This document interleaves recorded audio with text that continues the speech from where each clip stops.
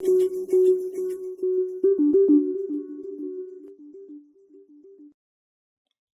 right, guys, you are looking at probably my last Ukrainian lock that I ordered through that eBay dealer. This took 2 months to get here, cost 35 bucks just for shipping.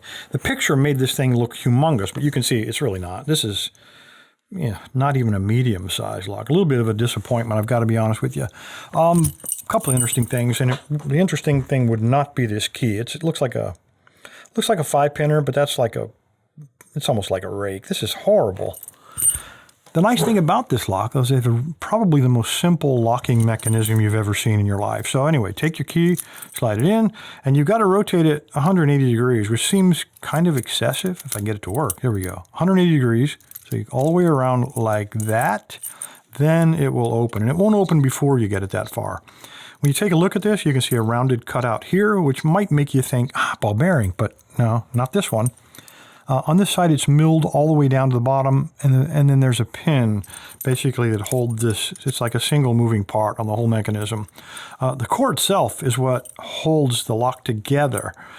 The core, if I rotate a little, I think you can see the light reflecting off of the machined side of the core. They machined it flat, so when it obviously is in the open position, the shackle will slide past it.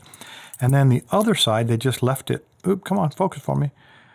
It's rounded, and the rounded part of the core is what fits in the rounded part of that cutout. So real simple mechanism, very reliable, no moving parts, nothing really to corrode or rot out of the inside of it. Easy to manufacture too, but apparently not so cheap to get from the Ukraine to the US. All right, stop flapping your lips. Shut up, Bill. All right, here we go. I'm going to try, see if this is the right size. That ought to work. All right, we're going to try the medium one, and let me grab a pick. It's a small little keyway, but pretty wide open. We can work from that ledge, so the keyway's not so well thought out.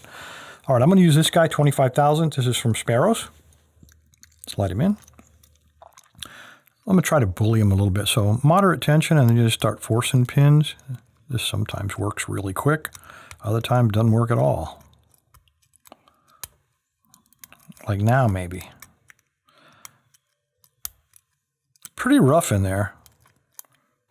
There we go. So I could tell the pins were kind of catching up a little bit. You can see we do have it open though, 180 degrees, pop open. All right, let's ruin this video. I mean, I paid 35 bucks for shipping. I'm getting my money's worth out of this thing. Same tensioner. Let's put him back. I'm gonna use the same pick even. So again, this is for you newbies who are learning to pick locks. Any lock that doesn't have security pins, like this one, you can probably use this technique. I would call it rocking. I'm going to use the same pick, but I'm going to use the rounded back edge of that pick. So slide them all the way in, and then very, very light tension. If you use too much tension, the pins will bind and this will not work. And if you don't use enough tension, obviously the pins won't find the shear line. So I'm just going to basically rest my finger on it. So slide it in, rest my finger on it, and then kind of rock this guy up and down and slide him in and out and allow that rounded part to help the pins do the work for you. So again, we got another open. So let's lock it up. Now let's really ruin the video. Again, another technique you guys have seen me use 1,000 times, the zipping technique.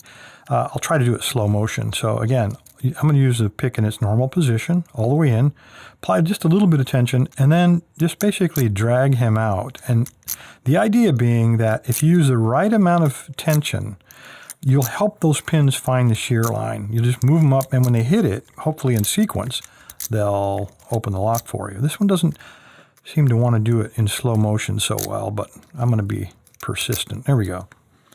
And it's really an easy technique, particularly on master locks. Many times I'll do it, let me close it back up, I'll do it faster, and it's more of a kinetic attack at that point. When you yank it out real fast, you can sometimes bounce those pins up past the shear line just momentarily, long enough for you to open that dude up. Man, that really doesn't want to open until it's completely 180 degrees. Anyway, guys, there you go. The last Ukrainian lock on Lock Lab, at least for a while. I'm a little disappointed in the last couple of locks. Appreciate your time, guys. Stay safe. Stay legal.